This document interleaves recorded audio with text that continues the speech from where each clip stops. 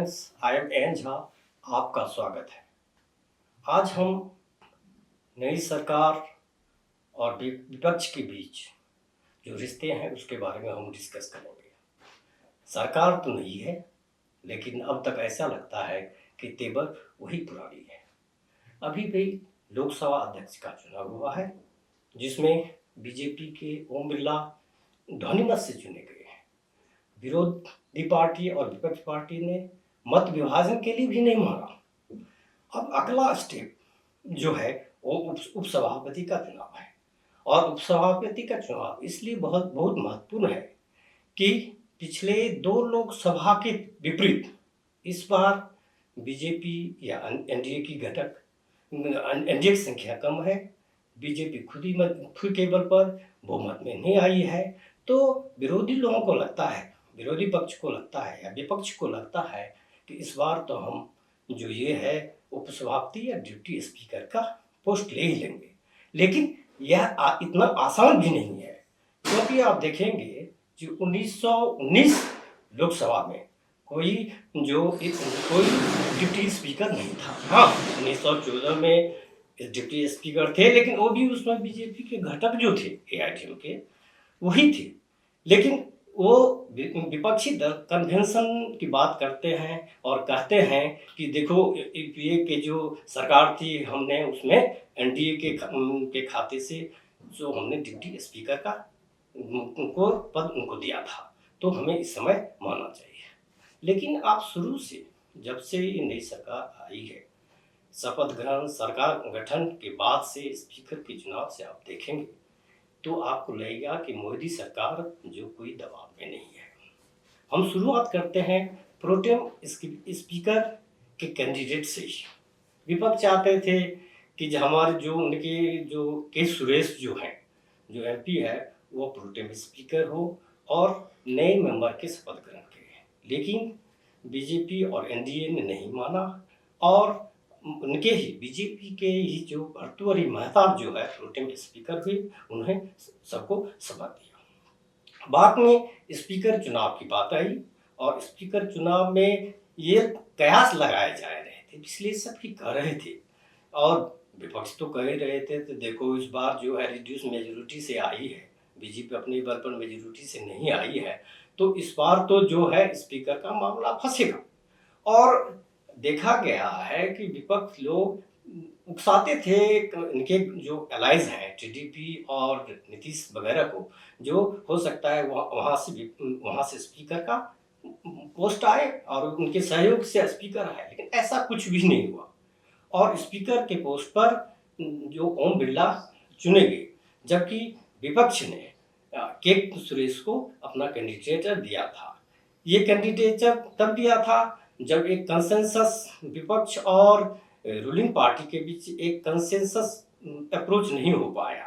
Concession approach इसलिए नहीं हो पाया कि विपक्ष इस पर लड़े थे कि हम आपको ठीक है स्पीकर पोस्ट पर आपको सपोर्ट करते हैं, लेकिन हमें जो ये डिप्टी स्पीकर जो हमारे हिस्से दिए। लेकिन बीजेपी और एनडीए घटक ने इसको नहीं माना। अब ठीक है, जो पिछले 2 लोकसभा की तुलना में इस बार जो है, जो बीजेपी खुद पर बहुमत पर नहीं आई है, इनका टोटल नंबर भी 293 पहले से कम है। लेकिन अब तक जो हुई है, जहाँ से गवर्नमेंट फॉर्मेशन से लेकर के जो गवर्नमेंट में पोर्टफोलियो जो होते हैं मिनिस्टर से लेकर के और स्पीकर के चुनाव से, ऐसा कुछ भी नहीं लगता है कि मोदी सरकार इनके कंडीशन पर, अपोजिशन के या विपक्ष के कंडीशन पर ये काम करेंगे। हाँ ठीक है, इस बार जो है पिछले लोकसभा के विपरीत इस बार जो प्रतिपक्ष के नेता चुने गए हैं, एलओपी जिसे कहते हैं, leader of opposition, Rahul Gandhi leader of opposition चुने गए। लीडर ऑफ अपोजिशन का एक बड़ा ही कॉन्स्टिट्यूशनल इम्पोर्टेंस है। और अमूमन प्राइम मिनिस्टर की तरह जितने मुख्य जैसे जो भी स्टेट गवर्नमेंट लेती है, जो कमेटियां वगैरह बनती है, उसमें एलओपी का महत्वपूर्ण योगदान होता है। जैसे सीबीआई डायरेक्टर का सिलेक्शन हो, या सीबीसी के टॉप ब्रास का सिलेक्शन हो, या सेंट्रल इंफॉर्मेशन जो कमीशन है उसके हो, चाहे नेशनल ह्यूमन राइट्स का कमीशन है, इसमें एलओपी का बहुत ही अहम योगदान होता है। उनको शामिल किया जाता है और उनकी बात का इम्पोर्टेंट होने जा रहा है। चलो इस बार तो ये मान सकते हैं कि जो विपक्षी जो एलओपी बनाने में सफल हुए, और राहुल गांधी जो एलओपी है माना पृथ्वी के नेता हो गए।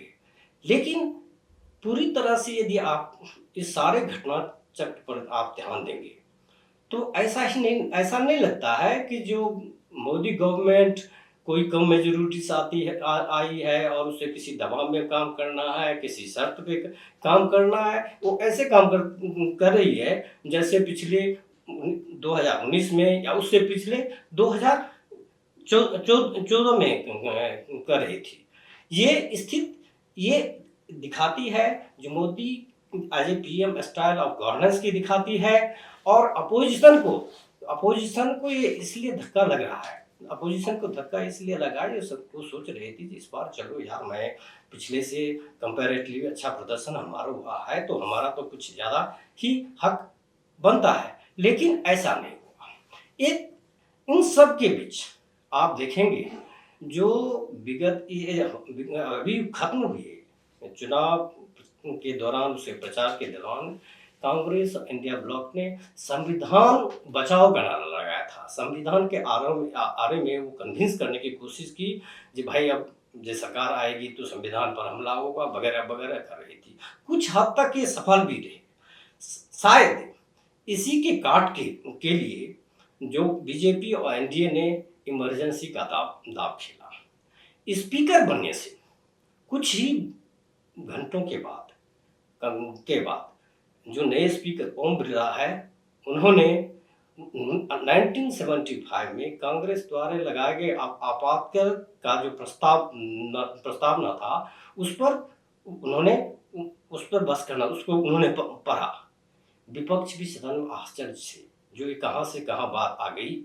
हम तो अभी यहाँ विपक्ष के अच्छे दिन की बात कर रहे थे, लेकिन ओम बिरला स्पीकर जो है, जिन्हें राहुल गांधी और प्राइम मिनिस्टर दोनों मिलकर मुस्कुराते ओम बिरला को जेल पर ले गए थे, लेकिन ओम बिरला ने फिर इमरजेंसी की बात की। काफ़ी प्रोटेस्ट भी हुआ, लेकिन ये प्रोटेस्ट में देखा गया कि कांग्रेस के अलावा अन्य जो उनके इंडिया ब्लॉक के जो कॉन्स्टिट्यूएंट्स हैं, आरजेडी है या टीएमसी है या एसपी है ना, उस तरह से प्रोटेस्ट नहीं किया। हो सकता है कि इसका कारण है जो इमरजेंसी के विक्टिम तो इनके नेता भी रहे हैं। ये तीनों जो इनके जो आज के घटना के उनमें रहे, इसीलिए नहीं हो। इतना ही नहीं, कुछ ही घंटे के बाद राष्ट्रपति द्रौपदी मुर्मू का अभिभाषण होता है, और अभिभाषण में 1975 में कांग्रेस द्वारा लगाए आपात को सबसे बड़ा कॉन्स्टिट्यूशन पर सबसे बड़ा धब्बा बताती है, और कहती है अपने 55 मिनट के अभिभाषण में द्रौपदी मुर्मू ने जो जिक्र किया कि कितनी बार संविधान के साथ खिलवाड़ किया गया। इन सब बातों को यदि हम गौर से देखेंगे तो ये तो तय है, जो विपक्ष चाहते थे कि अब तो है जो मोदी जी रिड्यूस्ड मेजोरिटी पर आए हैं तो हमारी बातें मानेंगे, हमें उतने कॉन्फिडेंस रहेंगे, हमसे सहमत की बात करेंगे, ऐसा कुछ नहीं है।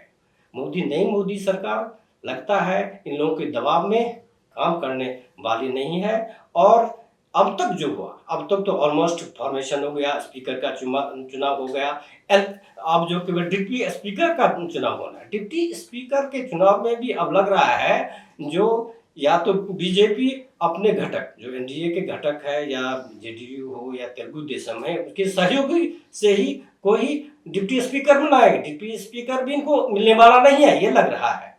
तो कहने का अर्थ है सरकार तो नई है, लेकिन तेवर वही पुरानी। Thank you.